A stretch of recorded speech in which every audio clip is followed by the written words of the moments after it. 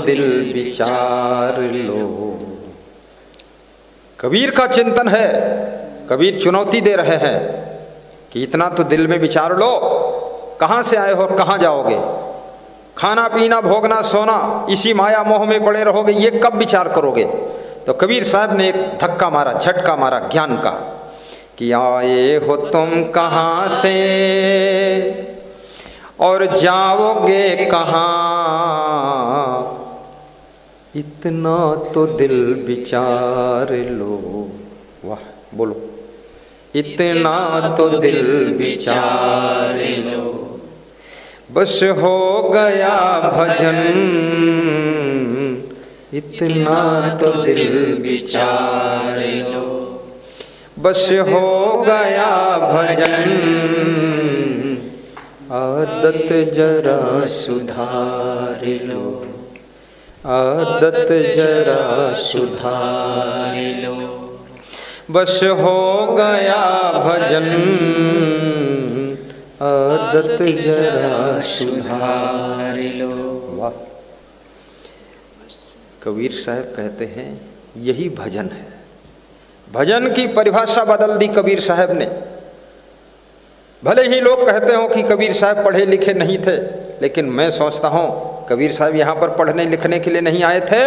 कबीर साहब यहाँ सबको पढ़ाने के लिए आए थे कि भजन क्या है। ये पाठ पढ़ाना था उनको कि बस हो गया भजन, ये जान लो कि कहाँ से आए हो कहाँ जाओगे, इतना विचार कर लो, बस हो गया भजन।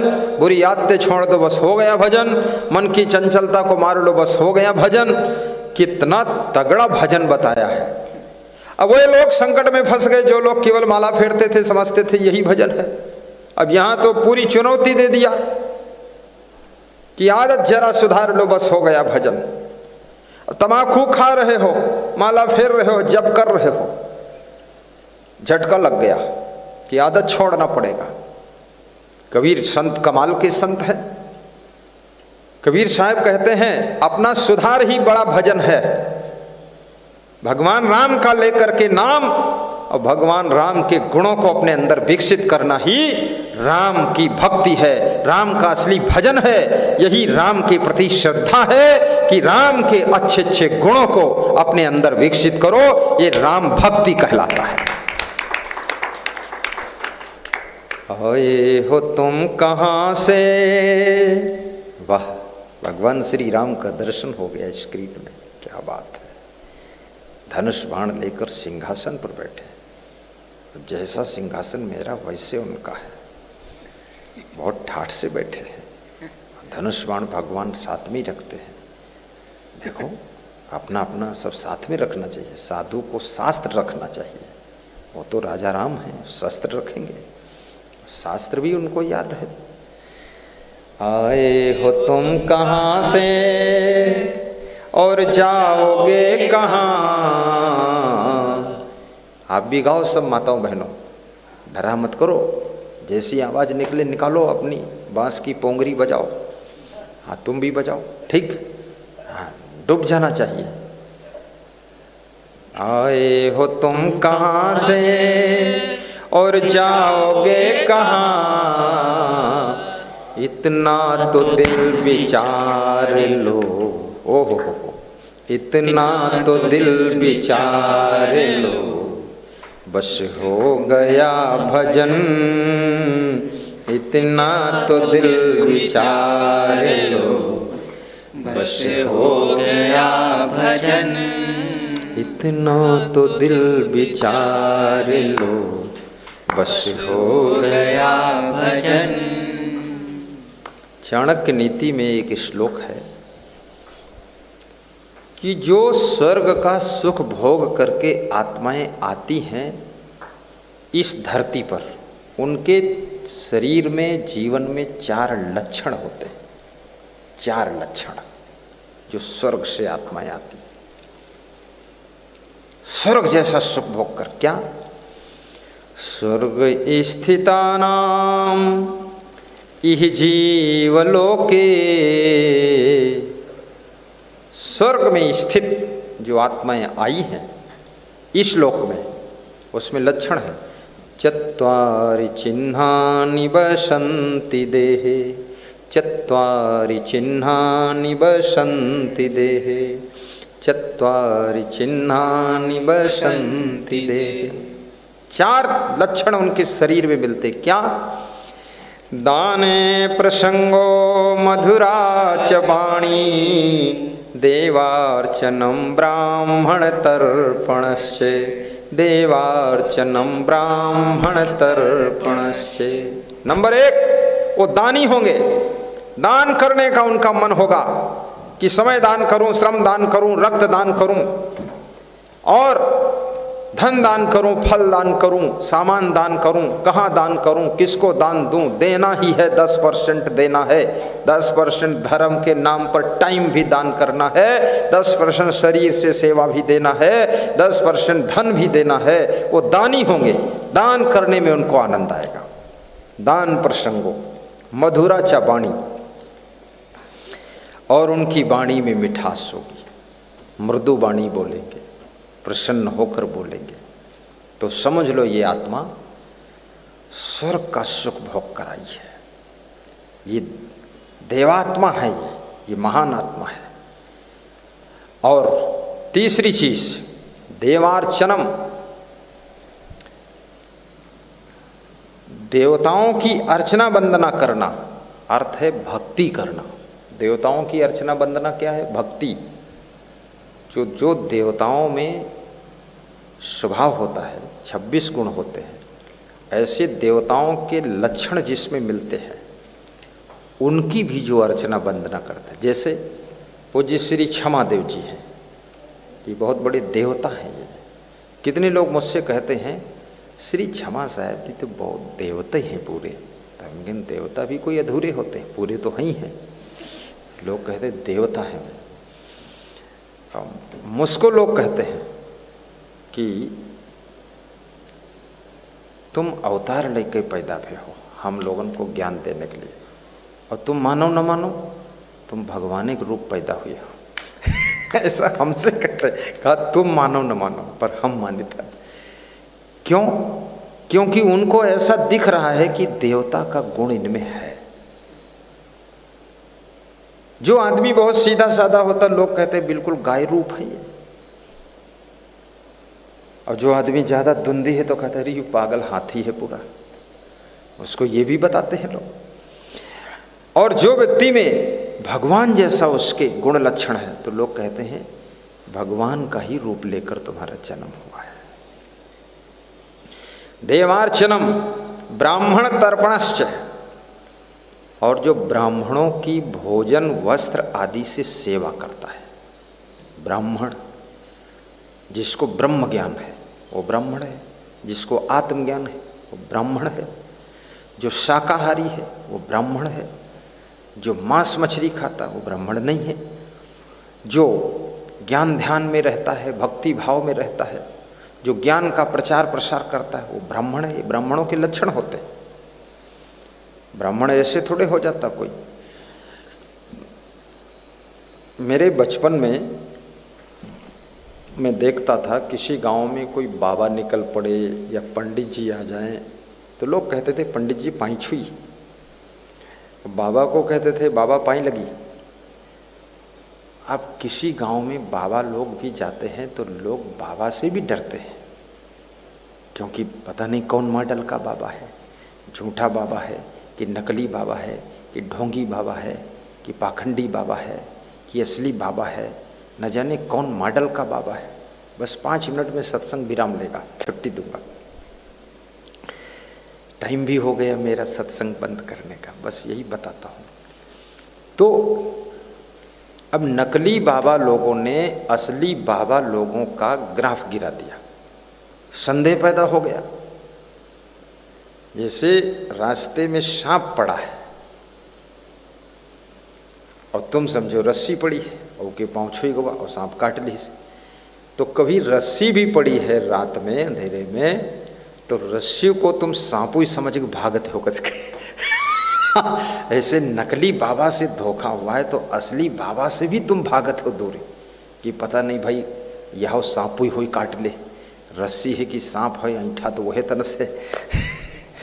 तो ऐसा मामला हो जाता है। लेकिन ऐसा नहीं है, रावण साधु का भेष बनाकर आया था और सीता का हरण किया था, लेकिन सीता जी के पति भगवान श्री राम साधुओं के ऊपर अपनी श्रद्धा को नहीं हटाया था। सोचकर समझकर विवेक करके सच्चे साधुओं की सेवा पूजा करते थे, नमन करते थे, प्रणाम करते थे। वह समझ गए थे नकली साधु कैसा होता, असली कैसा होता। इसलिए नकली साधु को समझो, उसका त्याग करो, उससे संघर्ष करो। नकली साधु बनकर जो आया है और असली साधु का सम्मान करो, उसकी सेवा करो, उससे प्रेम करो। इससे जो है तुम सदगति को प्राप्त करोगे, अच्छी गति को प्राप्त करोगे और आपका ये जीवन भी सुधरेगा, अगला जीवन भी सुधरेगा। तो ये 4 लक्षण, देवार्चनम ब्राह्मण तर्पणश्च, जीतेन्द्रियः धरम परः, स्वाध्याय निरतः शुचि, काम क्रोधो वशो यस्सी, तम देवा ब्राह्मणं विदुः। शमोदमस्तपः शौचं क्षान्ति आर्जवं, ज्ञानं विज्ञानम् आस्तिक्यं ब्रह्म कर्म स्वभावजम्। यस्य सर्वे समारंभा काम संकल्प वर्जितः, ज्ञानाग्निदग्ध कर्माणं तमाहु पंडितम बुधा। ये लक्षण सब बताए गए हैं, आपको श्लोक सुनाया। तो ऐसी आत्मा कहाँ से आई वो बता दिया। लेकिन जो आत्मा नरक से आई है, बहुत ही पाप करके आई, उसके लक्षण क्या होते हैं? उसमें 6 लक्षण होते हैं। अत्यंत कोपः कटुका च वाणी, दरिद्रता च स्वजनेषु वैरम, नीचे प्रसंगा कुलहीन सेवा, चिन्हानि देहे नरके स्थितानां, चिन्हानि देहे नरके स्थितानां। 6 लक्षण। अत्यंत कोपः, वो अति क्रोधी होगा, कड़वी वाणी बोलेगा। तुम ठीक ठीक पूछियो अगर उससे तुम्हारा क्या हालचाल, अरे सब ठीक है हालचाल, रोज हालचाल पूछत। जो तुम पूछोगे चलो भोजन कर लो, अरे तुम्हें करे खो कर लो, हम बातें करा करीब, तुम हमसे मतलब नहीं। जो उससे बोलोगे तुम चलो आराम करे, टाइम होएगा, बिस्तर लग गया, आराम कर लो, अरे तुम हमारे पीछे परे रात बिहार बिहार आराम कर लो, हम नहीं करीब, हम जब करीब तब कर ली, तुम करो जाए। उसके तुम हितचिंतक बात कहो तो भी वो उलझ कर ही बोलेगा, उलझ कर बोलेगा, नाराज हो जाएगा। कटुका जबानी। दरिद्रता, तीसरा लक्षण, वो दरिद्री होगा, कुछ काम ही नहीं करेगा, आलसी बना रहेगा, ओट पटांग काम करेगा, घर में दरिद्र का अड्डा बना देगा। दरिद्रा, संतोष भी नहीं होगा, दुखी भी रहेगा। स्वजनेषु वैरम, और अपने परिवार में सबसे बैर रखेगा, भाई से बैर, माँ बाप से बैर, पत्नी से बैर। एक आदमी हमसे कह रहा था सबसे बड़ी दुश्मन तो हमारे पत्नी है, अब यह जान बचाओ मुश्किल हमका। तो स्त्री कहा है कि ऐसी ऐसी बातें करते हैं कि करेजे में घाव लगते हैं, का करें करते हो, सह लेती हूँ, गम खा लेती हूँ कि हमका बतावत है दुश्मन है, और जौन दुश्मन हैं उनके साथ में रोज बैठते हैं। अब ऐसी ऐसी बात बोलना, ये समझ लो आप अगर इस तरह से बात कर रहे हैं, अपने घर में सब विरोध पैदा किए हैं, बैर पैदा किए हैं, और पड़ोसियों से रिश्ता और रिश्तेदारों से नाराजी, ये मूर्ख आदमी का लक्षण है। ये नरक से आत्मा आई है, यहाँ भी नरक बना रही है। कुलहीन सेवा, और जो भ्रष्ट लोग हैं उन्हीं की सेवा में लगे रहते हैं, उनको दारू पिलाना, मांस मछली उनके लिए लाना, अंडा मुर्गी लाना, और उसी घुसड़ पंच में लगे रहते हैं। कुलहीन सेवा। भ्रष्ट वही कुलहीन है जिसके आचरण ठीक नहीं है, विचार ठीक नहीं, खान पान ठीक नहीं, वो कुलहीन है। कुलहीन सेवा। अत्यंत कोपा कटुका च वाणी, दरिद्रता च स्वजनेषु वैरम, नीच प्रसंगा, और नीच कर्म करने वालों की नीच आचरण, नीच विचारधारा, नीच खान पान, ऐसे लोगों की जो संगत करता है, ऐसे लोगों से दोस्ती करता है, वो व्यक्ति समझ लो नरक, चिन्हानि देहे नरक स्थिता नाम, ये 6 लक्षण यदि हैं तो समझो वो नरक से आत्मा आई है, नरक भोग कराई है। इस जन्म के पहले भी कहीं जहाँ जन्म था उसका वहाँ नरक भोग रही थी। चिन्हानि देहे नरक स्थिता नाम। आपका स्वभाव, आपका संस्कार, आपके कर्म ये प्रदर्शित करते हैं कि इसके पहले तुम्हारा जन्म गलत जगह था कि सही जगह था, और कितना धूर्त फैमिली में थे तुम कि मूर्ख फैमिली में थे, और कि तुम अच्छे परिवार से आए हो। आपके लक्षण दिखाई देते। और यहाँ पर जो तुम कर रहे हो, जैसी रुचि ले रहे हो, जैसे कर्म कर रहे हो, जैसा खान पान कर रहे हो, उसी के अनुसार ये शरीर छोड़ने के बाद अगला जन्म होगा आपका। अगला जन्म जो लोगे उसी के अनुसार जन्म होगा। जैसे आप मांसाहारी हैं तो मांसाहारी योनियों में आपका जन्म होगा, जो मांस खाते हैं। मनुष्य जीवन में मांस मछली खाने में शर्म लगती है, आड़ में खाते हैं लोग, चुपके से खाते हैं। और तो आप मर करके कुत्ता बनोगे, बिल्ली बनोगे, चूहे मार मार कर खाओ, शेर बाघ बनोगे, कच्चा मांस खाओ। फिर तुम दाल चावल सब्जी रोटी आलू बंडा पकौड़ी कचौड़ी खीर पूड़ी ये नहीं खाने पाओगे। फिर बस कहीं सड़ा मुर्दा पड़ा वह नोच नोच खाते रहो। कोई मुर्दक हड्डी पड़ी है, मैं देखता हूँ कितने कुत्ते मुर्दे का मांस नहीं मिला तो कि पुरानी हड्डी लेके आओ तो एक चबाते रहते, कहते हैं मांस नहीं तो हड्डी सही। और हड्डी चबा तो हड्डी उनके मुंह में गड़ जाते तो खून निकल थे मुँह से, अंदर से गलफड़ से, तो अपने खून चूसा तो समझे थे हड्डी से खून आएगा। हड्डी में कहीं खून होता? फिर मरी हड्डी, 2-4 साल पुरानी हड्डी, उसमें खून कहाँ? तो ये अगर शाकाहारी हैं, शुद्ध हैं, पवित्र हैं, आपने पुण्य किया है, धर्म किया है, तो आपको पुनः मनुष्य की योनि में जन्म मिलेगा, अच्छे परिवार में जन्म मिलेगा।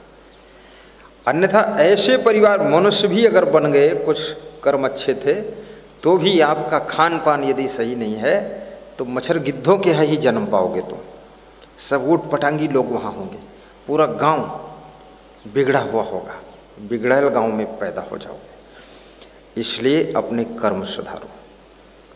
आए हो तुम कहाँ से और जाओगे कहाँ, इतना तो दिल विचार लो, बस हो गया भजन, इतना तो दिल विचार लो, बस हो गया भजन, मन की तरंग मार लो, बस हो गया भजन, आदत जरा सुधार लो, बस हो गया भजन। बोलिए सद्गुरु भगवान।